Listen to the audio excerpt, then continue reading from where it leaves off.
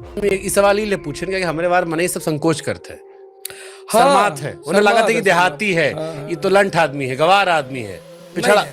जैसे बाकी देखो, आप बिहारी देखो बतिया लेते हैं, गुजराती, पंजाबी, मराठी प्राउड है। हमारे बार अधिक लगे प्राउड नहीं है। नहीं ओके, वजह बताइए काहे नहीं प्राउड है।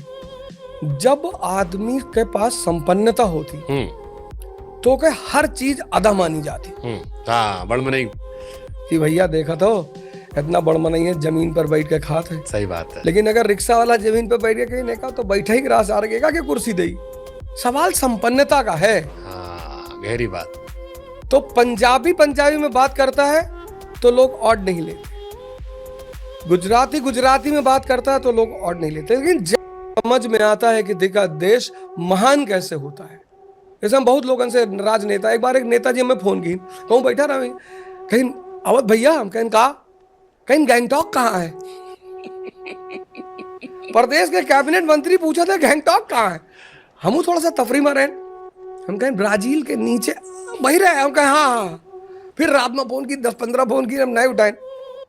फिर सुबह उठाए, कहीं बदतमीजी क्यों ना हमारे साथ। अरे हम कहें, हम ही बात पर हंसी आवत रही कि आप कैबिनेट स्तर के मंत्री हो। हम पढ़े हैं कि जापान कैसे महान बना। 1853 में जो देश गुलाम हुआ वो 1910 में वर्ल्ड पावर बन गया, क्योंकि उसको समझ में आता था E=E का फॉर्मूला। सोनी, टोयोटा सब जापान की ही तो कंपनियां हैं। साउथ कोरिया क्यों महान बना, सैमसंग, हुंडई। चाइना क्यों महान है, वन प्लस। अमेरिका क्यों महान है, एप्पल, फोर्ड। मुझे पता है कि जिस भी देश को कैपिटलिज्म और इंडस्ट्रियल रेवोल्यूशन समझ में नहीं आएगा, और इन दोनों के साथ साथ एजुकेशन नहीं समझ में आएगी, education based on humanism and rationalism, वो चतुर्लिंगम वाली नहीं, रैंचो वाली। हमको स्पष्ट है एकदम से कि जब तक ये देश एक रैंचो मॉडल के एजुकेशन को विकसित नहीं करेगा, रैंचो मॉडल, एक ऐसा मॉडल जिसमें लड़का सवाल करता हो अपने टीचरों से।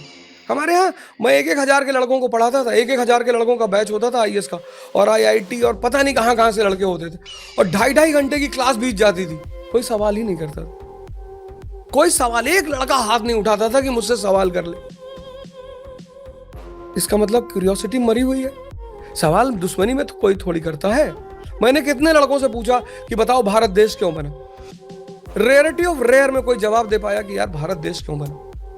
तो जिस तरह से 1951 के देश का दौर था कि जब एक बहुत महान व्यक्तित्व देश की राजनीति से जुड़े, लोहिया साहब जुड़े, अंबेडकर साहब जुड़े, डॉक्टर राजेंद्र प्रसाद जुड़े, लाल बहादुर शास्त्री जुड़े, नेहरू जी थे ही, और ये देश महानता की तरफ अग्रसर हुआ।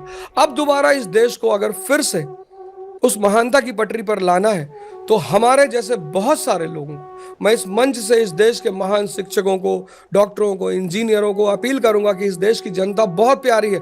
आप बाहर निकलिए और आप कोशिश करिए कि आप इस देश की राजनीतिक धारा से जुड़े, और कोशिश करें आप हमारी पार्टी से ही जुड़े, तभी जाके इस देश का उद्धार होगा।